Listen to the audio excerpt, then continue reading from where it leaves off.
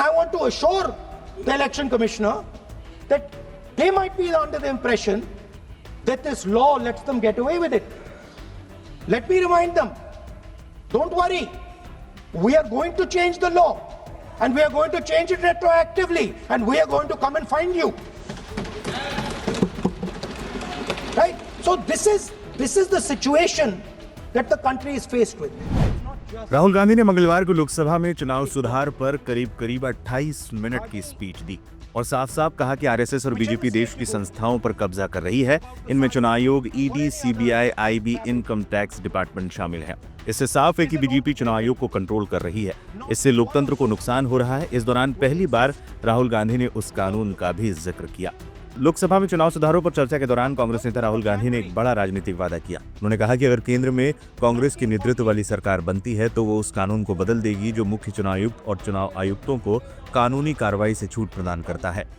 They changed the law to make sure that no election commissioner could be punished for any action they take while they are election commissioner. Why would the Prime Minister and Home Minister give this gift of immunity to the election commissioner?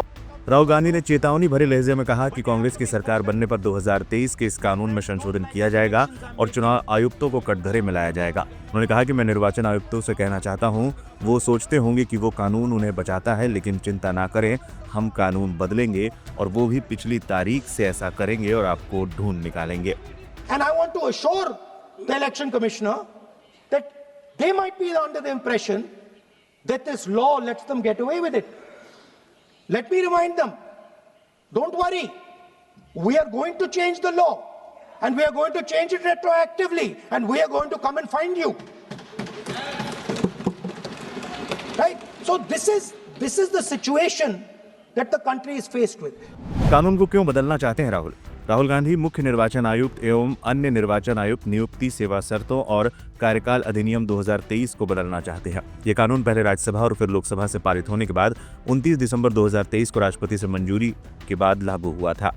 इसने चुनाव आयोग, चुनाव आयुक्तों की सेवा और शर्तों का कार्य संचालन अधिनियम 1991 की जगह ली थी।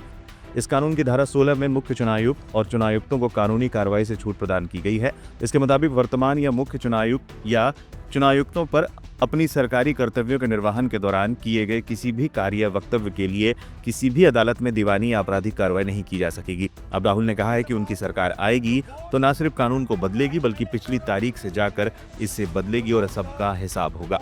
राहुल गांधी ने पहली बार संसद में इस कानून पर बयान दिया है और साफ कह दिया है कि वोट चोरी और SIR में गड़बड़ी के आरोपों को लेकर वो कितने गंभीर हैं।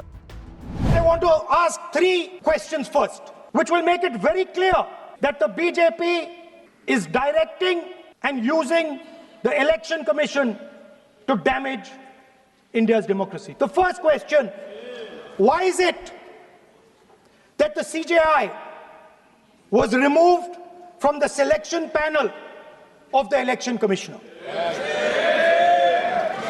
Second question, in December 2023, they changed the law to make sure that no election commissioner could be punished for any action they take while they are election commissioner. Why would the Prime Minister and Home Minister give this gift of immunity to the election commissioner? And finally, why was the law with regards to CCTVs and the data that they contain changed? Why was a law put in place that allows the election commission to destroy CCTV footage 45 days after the election? What is the result of this institutional capture? What is the result of controlling the Chief Election Commissioner and the Election Commission? First of all, we have a set of election campaigns that are tailored for the Prime Minister, so that the Prime Minister's schedule can be fitted in to the program.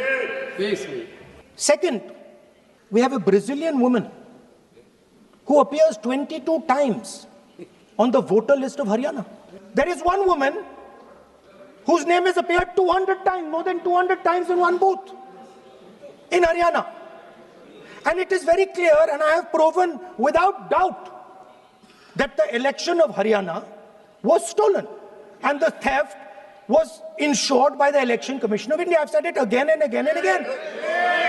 Now, nowhere has the Election Commission answered my questions. The Election Commission has not told me why this lady's picture has appeared on the polling list. They have not told me why lakhs and lakhs of duplicate voters are existing. They have not told me why a BJP leader is coming from Uttar Pradesh to vote in Haryana. These are straightforward questions. And there is clear proof which I have put in front of the country.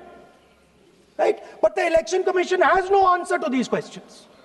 And that is the result of the complete capture of the Election Commission by the people across the aisle. Electoral reform is very simple. The point is, nobody wants to do it. The government doesn't want to do it. What does electoral reform require? What we've been saying. Number one, give machine-readable voter lists to all political parties 1 month before the election. That's the first step. The second step is take back the law that allows the destruction of CCTVs, CCTV footage. Very simple, not difficult. While you're doing that, also tell us what is the architecture of the EVM. Give us access to the EVM. Let our experts go and see what is inside the EVM. Till today, we have not had access to the EVM.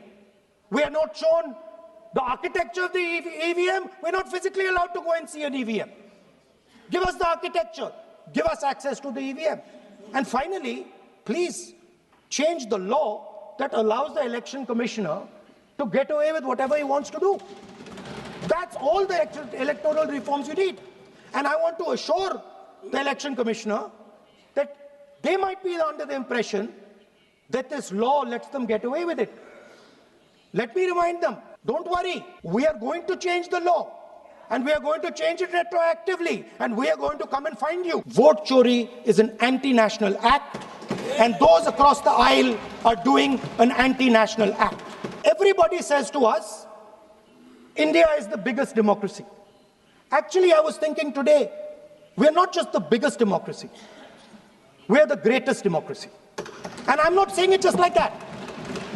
I'm saying it, America calls itself the oldest democracy. But the democracy that weaves together the largest number of people, the largest diversity of people, the largest number of languages, the largest number of states is this country. And so our most powerful asset, the thing that stitches together the entire concept of modern India, stitches together the fabric of modern India, brings people together, allows them to build this great nation, is being attacked by these people. They're destroying it. You know they're destroying it, I know they're destroying it, and they know they're destroying it. And I'd like to conclude by saying that the biggest anti-national act you can do is vote chori. There is no bigger anti-national act that you can do than vote chori. Because when you destroy the vote, you destroy the fabric of this country. You destroy modern India, you destroy the idea of India.